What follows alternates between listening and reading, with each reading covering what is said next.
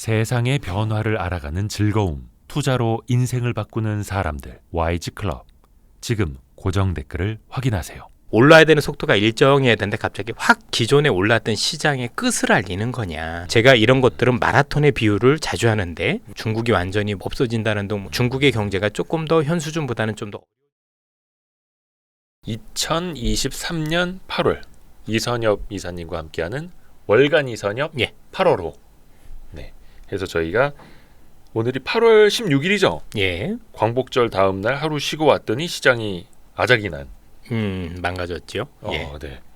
잠깐 오늘 얼마나 봐야지? 코스피가 1.7% 한 40포인트 조금 넘게 빠진 것 같습니다. 근래 보기 드물게 많이 빠진 거죠. 그래서 예. 오늘 이선엽 이사님을 잘 모셨네요. 부담이 굉장히 크네요. 예. 아니 그러니까 코스피가 지금 8월 들어서만 4% 넘게 떨어졌고 예. 120일 이동평균선을 밑돌았더라고요. 예. 그게 지난 3월 중순 이후에 거의 5개월 만에. 이런 조정은 일단 어떻게 좀 해석하고 계세요? 사실 올만한 조정이 아니었느냐라는 생각이 좀 들기는 하고요. 네. 결국엔 이제 많은 투자자분들께서 이 시장을 바라보면서 걱정해야 될 부분이 이런 거겠죠. 이번 이 조정이 일단 기존에 올랐던 시장의 끝을 알리는 거냐, 아니면 어쨌든 상승장에서 조정이라는 건 항상 있어 왔다. 네. 그 조정이 언제 올지 모르지만 그런 조정의 일원이냐, 여기에 대한 해석을 하는 게 우선은 제일 중요한 것 같아요. 네. 그렇지 않겠습니까? 만약에 여기서 이 시장이 지난번에 봤었던 7, 8월에 있었던 그 고점이 올해 고점이고 네. 하락세로 전환된다면 정말 큰일인 거고, 네. 반면 어쨌든 간에 그동안 7달 연속 올랐으니까 그 피로감을 해소하기 위해서 오는 조정이라면 다소 그 거친 조정이라 하더라도 우리가 좀 견딜 수도 있을 거고, 또는 뭐 기회에 따라서는 또 잘 사야 될 수도 있는 조정이라고 봐야 될 것 같은데, 이런 것들과 관련해서 우리가 기본적으로 품어야 될 생각이 뭐냐면, 올해 시장이 왜 올라왔지? 이게 더 중요한 것 같아요. 그러면 올해 시장을 봤었을 때 지금 시장에서 긍정적으로 종목들이 움직였던 이유는 저는 크게 두 가지였다라고 판단이 됩니다. 네. 첫 번째는 어쨌든 미국을 중심으로 했던 AI의 열풍. 그래서 그와 관련된, 미국에서는 빅테크 관련 기업이 움직였을 거고, 우리는 HBM이라고 불리는 그렇죠. 그것과 관련된 하드웨어 관련 기업이 움직였습니다. 네. 두 번째는 미국이 성장 동력을 40년 만에 변화를 시켰죠. 그래서 기존에는 서비스업 중심의 국가에서 제조업을 육성시켜서 산업을 균형을 가져가겠다라는 게 미국의 생각이었고, 이를 위한 마중물로 IRA를 통해서 네. 미국의 지금 새로운 제조업과 관련된 설비 투자가 지속됐고, 그 설비 투자를 할 때 중국이라는 국가를 배제시키면서 그 관련 수혜 기업들이 올라왔던 게 올해 상반기 시장의 모습이었었습니다. 예. 그러면 최근에 시장을 흔들고 있는 변수라는 것들이, 첫 번째는 미국의 국채 금리가 너무 높다라는 부담이 있고, 또 중국과 관련해서 중국 부동산과 관련된 어려움이 시장의 발목을 잡고 있는 건 분명해 보입니다만, 네. 이런 발목들이 지금 말씀드렸던 미국의 40년 만의 정책 전환, 즉 제조업으로의 전환의 끝을 알리는 거냐, 또는 이것과 관련된 중단을 야기시킬 거냐, 또 미국에서 현재 불고 있는, 또 글로벌에서 불고 있는 이 AI와 관련된 투자 붐이 여기서 그칠 거냐라고 말씀드리면, 누가 보더라도 아니다라고 보는 게 맞겠죠. 일단은 이러한 투자붐 자체가 6개월 만에 끝나는 경우는 없습니다. 네. 통상적으로 이렇게 새롭게 설비 투자가 지속이 되고, 그와 관련해서 또 글로벌 움직이는 가장 큰 국가가 자기네들의 어떤 체질을 바꾸려면 6개월 가지고는 안 되거든요. 네. 최소한 몇 년에 걸쳐서 이러한 작업들이 이루어져야 되는 거고, 그 작업이 끝나기 전까지, 또는 그 작업이 최소한 정점에 이르렀다라고 볼 때까지는 사실상 이러한 기업들의 움직임이 끝났다라고 보기엔 어려워 보입니다.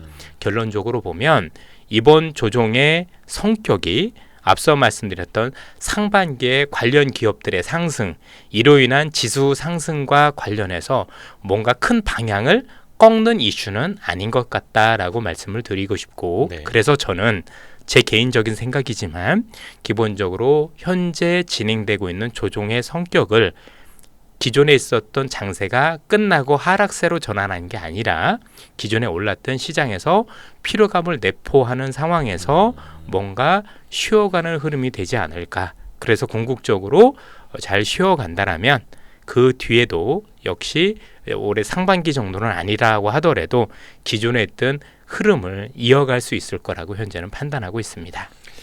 그러니까 상승했던 이유들이 다 바뀐 것도 아니고 끊어진 그렇습니다. 것도 아니고 다만 빠르게 또 올라온 데 따른 피로감, 쉬어가는 시장 예. 정도로만 사실 보시면. 시장을 긍정적으로 봤다가 특히 최근 그 조정받기 전에 며칠은 굉장히 스스로도 불안했어요. 뭐였냐면 투자자분들께서 보셔도 시장의 흐름이 너무 빨랐죠. 예컨대 그렇죠. 개별주도 흐름은 거의 뭐 정신을 차릴 수 없을 정도의 변동성을 보이고 있었고, 그렇죠. 예, 이 변동성 이면에는 어떤 것들이 있었냐면 미국에서도 한국에서도 그동안 시장을 부정적으로 봤던 세력들의 항복이 있었습니다. 아시겠지만 미국에서도 230조 원의 손실을 안았던 헤지 펀드들이 드디어 공매도와 관련해서 항복 선언을 하고 네. 그 행복 선언이 뭔지 아시겠지만 미국 경제가 침체가 올 겁니다라는 뷰를 걷어들였죠. 네. 최근에 아마 보시면 미국에서 기존에 내가 경기 침체를 예상했는데 그 뷰가 잘못됐습니다라는 전망들이 많이 나왔을 거고요. 네. 이와 관련해서 그렇다면 기존에 공매도했던 헤지펀드들 같은 경우는 추가적인 손실을 막기 위해서 흔히 얘기하는 숏 커버링이라고 불리는 작업들을 실제로 많이 했고 그러면서 미국 증시가 단기적으로 오버슈팅이 됐습니다. 즉 올라야 되는 속도가 일정해야 되는데 갑자기 확 뛰어 올라서 네. 요만큼은 누가 보더라도 오버밸류에이션이었다라는 데 지장이 없고요.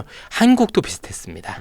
한국도 실제 외국인들 중심으로 해서 이런 쇼커버가 있었었고요. 그래서 뭐 몇몇 종목들 같은 경우는 단기적으로 한 2, 3일만 해도 거의 몇십 %가 오르는 대형주들이 네. 그렇죠? 기이한 현상들은 사실 이런 점들을 반영했기 때문에 단기 피로감을 반영했다라고 저는 판단을 하고 있고 당연히 그런 현상들이 나타나면 지수가 계속 가기보다는 그런 시점에서는 일정 수준 쉬어가면서 에너지를 비축하는 구간을 가지는 게 일반적인 사례라고 볼 수가 있을 것 같습니다. 제가 이런 것들은 마라톤의 비유를 자주 하는데 네. 아마 지금 올해 내내 올랐던 기업들 특히 구경제 관련 기업들 같은 경우는 예. 한 번 움직이면 사이클상 1년 정도 움직이는 게 아니라 몇 년 이상 상승을 하고 네. 또 하락은 거의 10여 년 정도 이루는 네. 그런 큰 사이클을 가진 종목들인 거잖아요. 그렇죠? 그러면 우리가 보통 보면 마라톤을 뛰고 있다라고 볼 수가 있을 것 같은데 마라톤은 잘 뛰면서 그 페이스를 잘 유지해야 끝까지 갈 수 있는데 네. 아마 여러분들 마라톤 한 내가 30km까지 뛰었는데 거기서 갑자기 전력 질주를 한다라고 생각을 해보십시오. 오버페이스가 되면 네. 단기적으로 페이스를 잃고 어려움을 겪으면서 쉬었다 가는 흐름들이 나오거든요. 좀 걸어야죠. 예. 저는 그와 다르지 않다라고 생각을 합니다. 그래서 전체적으로 지금 놓고 보면 안 좋을 때 여러 가지가 맞물린 영향이 없잖아 있습니다. 미국의 국채 금리도 여러 가지로 오르기도 했고 중국도 안 좋고 또 단기적으로 오버슈팅이 되면서 공매도 세력들 때문에 기본적으로 밸류에이션이 싸지 않은 약간 비싼 영역으로 들어가면서 전반적으로 쉬어가는 모습들이 나오곤 있지만 이런 모습들이 뭔가 큰 그림을 바꿀 만한 정도의 어떤 그런 흐름은 아니지 않겠느냐라고 저 개인적으로는 생각을 하고 있습니다. 아, 좋습니다. 네. 하여튼 그 조정이 나왔을 땐 항상 그 조정의 이유를 찾고 네. 어떻게 대응을 해야 될지를 찾아보는데 물론 또 나중에 어떤 이슈가 또 불거질지는 모르겠지만 그렇죠. 현재까지 펼쳐져 있는 장세 그리고 그 이유를 진단을 해봤을 때 아직까지는 그냥 쉬어가는 정도로만 예. 이해를 해도 된다. 아 근데 이게 중국 쪽에서 계속 나오는 뉴스들이 좀 부정적인 것들이 많잖아요. 그 벽개원인지 그 뭐 컨트리 가든인지 비구이 위한 예, 뭐 여러 가지 세 가지가 있어서 예. 비구이 위한 벽개원 컨트리 가든 그 문제는 어떻게 심각하게는 보지 않아도 될까? 이게 홈다 완다 심각하죠. 세 번째잖아요. 예. 당연히 심각하고요. 심각하지 않을 수가 없는데 문제는 이런 심각한 것이 과연 글로벌 시장에 미치는 파장이 어디까지냐가 중요하다라고 봅니다. 네. 첫 번째는 중국과 관련해서 일단은 내부 문제고 이 이런 부동산 개발 업체와 관련된 이슈가 두 가지 면에서 하나는 일단 파생 상품으로 서로 연결돼 있지 않다라는 부분들. 네. 두 번째는 이런 부동산 개발 업체들과 관련해서 익스포저 자체가 금융권에 크지 않다라는 것. 전체 한 4% 정도 됩니다. 쉽게 얘기해서 지난 4년간 이 개발 업체들과 관련해서 금융권과 어떤 연결고리를 많이 차단을 시켜놨습니다. 네. 그래서 부정적인 영향은 배제할 수 없겠죠. 네. 당연히 그와 관련된 영향이 있다라고는 보여지지만 지금 시장에서 얘기하는 정도로 뭐 리만 같다는 등 아니면 중국이 완전히 무슨 뭐 없어진다는 등 뭐 이런 정도까지는 너무 좀 앞서 나간 사례가 아닌가라는 생각이 듭니다. 조금 우픈 얘기를 좀 말씀드리자면 제가 오늘 8월 16일 날 와 있잖아요. 네. 오늘 우리 시장 아마 이것 때문에도 심리적으로 많은 영향을 받았을 거라고 예, 생각을 하는데 그렇죠. 항상 이런 일이 있을 때는 항상 주식 시장을 보는 게 전 답이라고 생각을 합니다. 예. 그러면 우리는 그렇다 치고 자 일단은 그 영향이 정말 시장에서 얘기하는 대로라면 중국 시장을 보면 되잖아요. 우선 8월 16일 기준으로 중국 상하이 종합지수는 0.65% 하락에 그쳐서 한국 시장보다 흐름이 굉장히 좋았고요. 네. 두 번째가 재미있는 게 그러면 이런 어떤 상황들이 정말 우려스럽다라면 중국에 있는 부동산 개발 업체들이 큰 폭의 폭락을 보여야 되는 게 정상 아니겠습니까? 다 동반 폭락. 네, 맞습니다. 근데 그건 아니었네. 예. 그러면 지금 우리 실시간으로 한번 확인을 해보죠. 네. 자, 그러면 확인해 보면 일단은 자 이게 보리 부동산 아니면 금지그룹 이게 중국의 부동산 개발 업체들이거든요. 오늘 그룹 폭등했어요. 여기도 올랐네. 예, 여기뿐만이 아니라 북경 수도 개발이라고 했는데 이건 6% 이상 폭등했어요. 기술적으로도 한번 볼까요?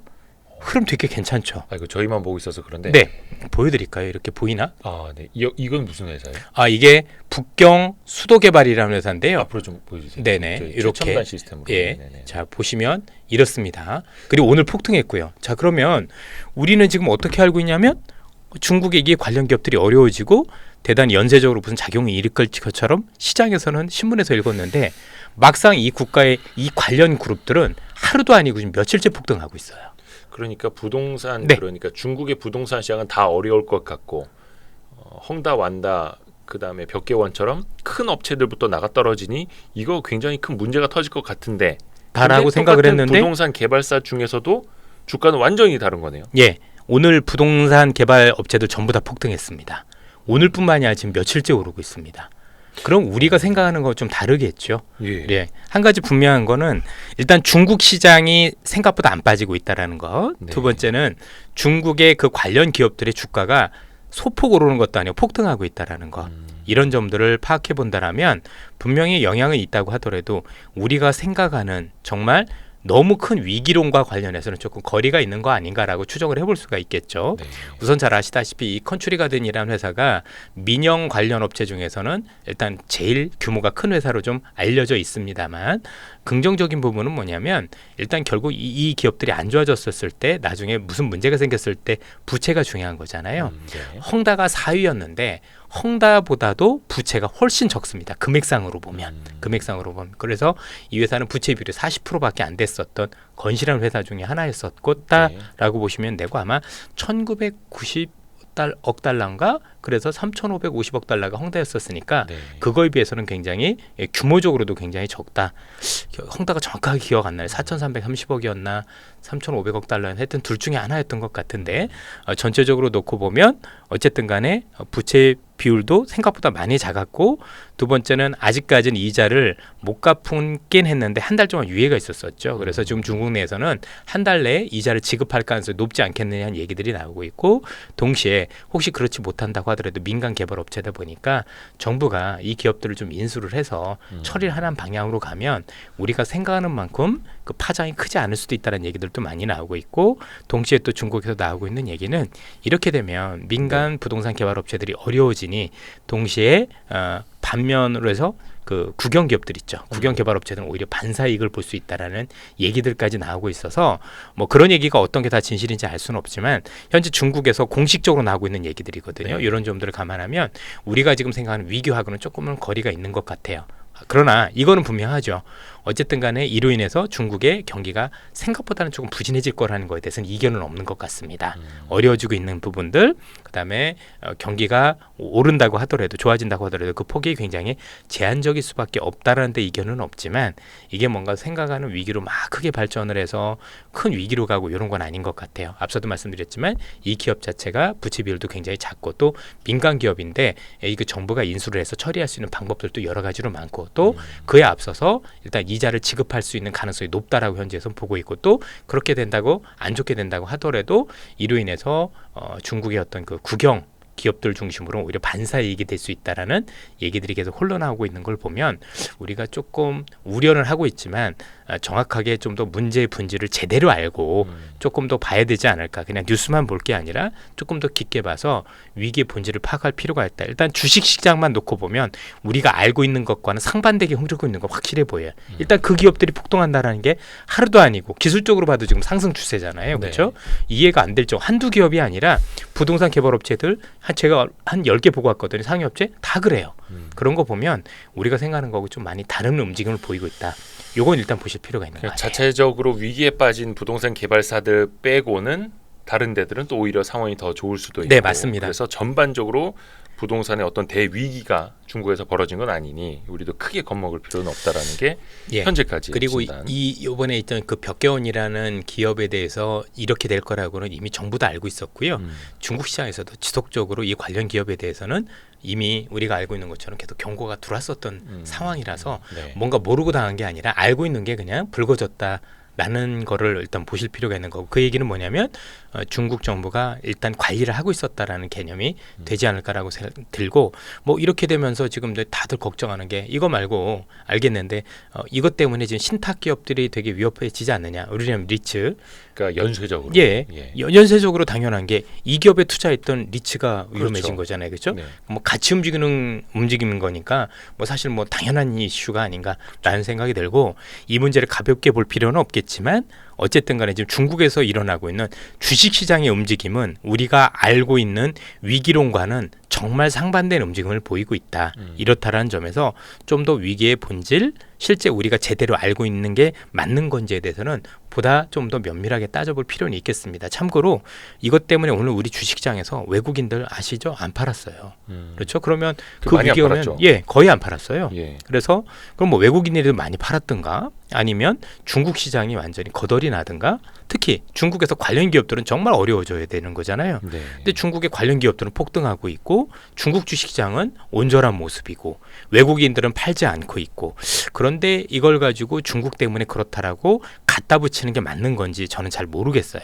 저는 그렇게까지는 아닐 것이다 라고 생각을 하고 다만 중국의 경제가 조금 더 현 수준보다는 좀 더 어려워질 수 있다라는 데는 공감을 해서 그 정도 주가 반영 정도면 저는 그 이상은 아니지 않겠느냐라고 말씀을 드릴 수 있을 것 같습니다. 좋습니다. 예.